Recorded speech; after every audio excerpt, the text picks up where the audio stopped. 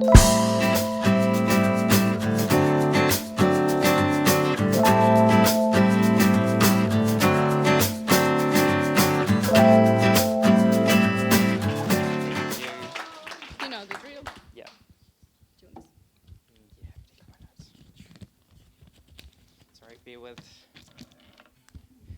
kia ora everybody. So yeah, Pally did the little intro, but I'm Coby and I'm the community manager here at Grid.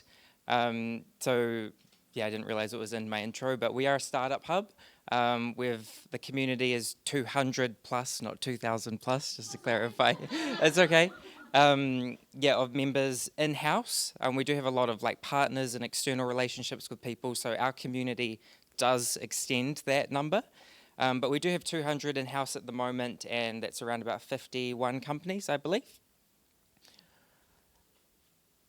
So I'm from Hawke's Bay, from Napier, born and raised there. I came from a relatively low-income family. My mum was a stay-at-home mum, and my dad was a tattooist. Had a studio from home, which was pretty cool, so I spent a lot of time in that tattoo studio. So I had three main hobbies growing up. 1, drawing, 2, PlayStation, and 3, Lego. So it's funny how I think those three have sort of come together. So I was quite a good child, I think. I was very good at school. My reading and maths language were all above my expected language, what it should be. I loved school. I loved art in particular. I was quite a top student in art as well, doing all the your yearbook covers, your calendars, things like that, anything that people needed at school, production posters for the school production. I generally did all of those. So I got my level 1 NCEA and then started level 2, which is your year 12. I was about 15 and I was struck with glandular fever. If you don't know what that is, it's a really horrible virus. You're all swollen. My throat was black and it was like swallowing razor blades. It was awful. So I was off school for 2 to 3 months, and that was in the middle of internal exams and projects and things.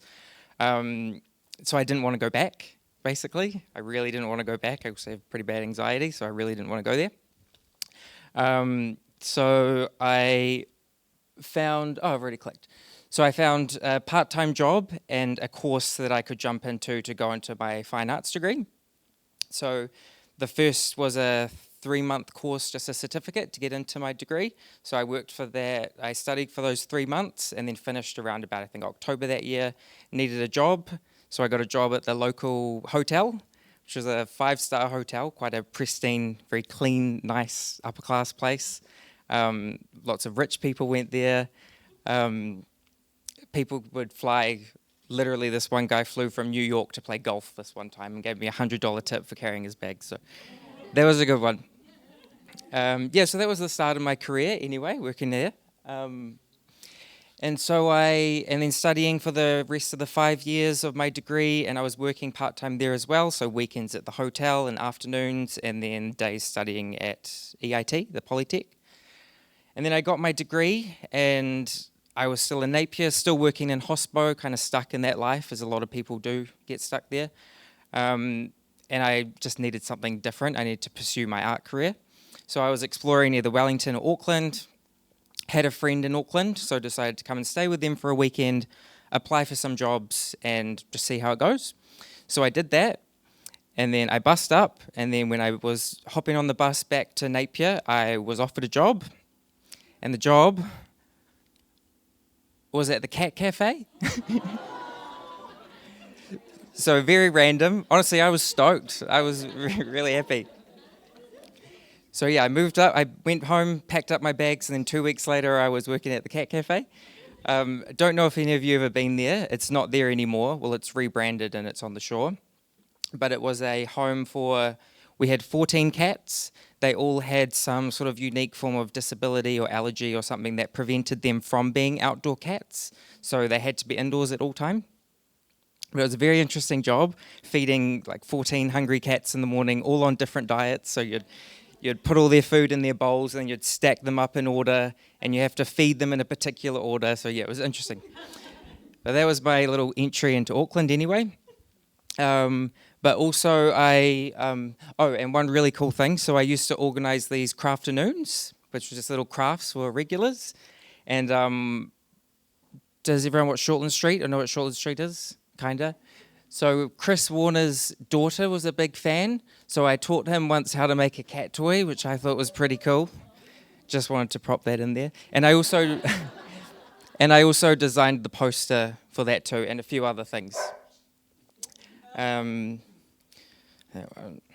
And so also moving to Auckland, I did pursue my sort of art career as well. So I did some art markets and things where I could.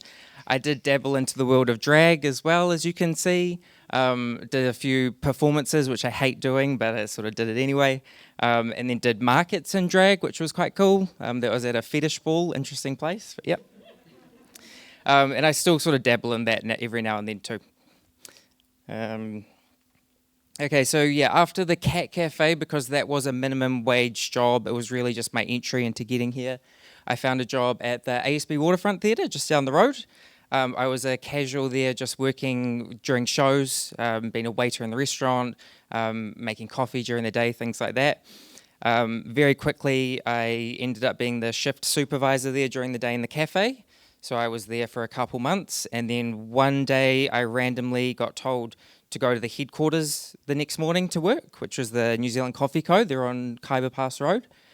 I worked there again for about 2 months, and then I was managing that cafe, which was really cool, really great opportunity for me as well, better money, of course. So I was there for about a year. It was a great job. It was a business district, so everybody was regulars. I knew everyone's name, everyone's order, everyone's husbands, wives, kids' names, what they do at the weekend, and they knew all about me too, which was kind of cool. Little taste of community there too, I got to know these people and felt comfortable there in that space. Gosh, I'm going way over. And then, so from there, I was offered a job by one of my regular customers, actually. The job, it was an office job. That's all I heard in my head. Office job, good money, commission-based, lots of money. I was like, great, I'll go do that. And turns out it was cold calling people, trying to sell them life insurance or funeral cover. So I hated that job. Yeah, it was terrible. 2 weeks there, and then I quit, basically. And then I was unemployed, looking for a job. So I was on Trade Me, Seek and all that, and then I found Grid, which was quite cool. So, we used to have a cafe down here. A few of you will remember it, because I recognize a lot of faces, yeah. So we had a cafe down here. So for me, it was really, we came in, there was already a community here. You really got that sense when you walked in as well, all these like-minded individuals working on these different projects. Very exciting space to be in. So I was there for a bit, barista in the cafe, making the food, doing the chalk art and things as well. Cool. And then 2020, so interesting, I still was technically a cafe staff at that time, but we did have to work from home, which I was doing. I worked quite closely with Pauli actually at that stage, because Pauli was the community manager here. We did little morning coffee sessions with the community, Friday drinks, things like that. Social media. So we did that, but now, so I sort of returned and took the role of the community coordinator, which was basically helping out the team, the community, onboarding new members. It was quite cool as well. And just getting to know these people as well. I sort of knew them at the cafe, but then actually working with them in this space and upstairs and thing was really cool. And I've also been to a lot of events. The Startup Weekend, that's its own little community of its own too.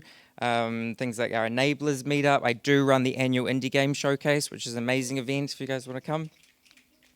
So I guess the motto of the story is basically, from what I have heard talking with other community builders, is it's more a space that you find yourself. You don't study to be a community builder. There's no formal degree or teaching in this space. I definitely found myself here quite randomly. That's the motto. But something I found that I just want to share with you, this last thing, was my manifesto that I actually wrote for myself when I was 16. I found this a couple days ago, and I thought, oh my gosh, this relates. So I'm just going to read it out and then we're done. So keep an open mind. Be aware socially, culturally, environmentally, politically. Identify, respond. Uncertainty is curiosity. Curiosity sparks imagination.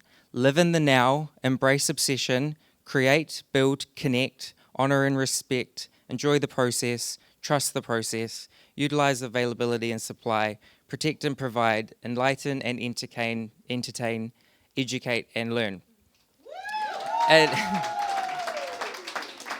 And so I think I did that, and I do live that manifesto, which is really interesting. Yeah, and that's me. Thank you.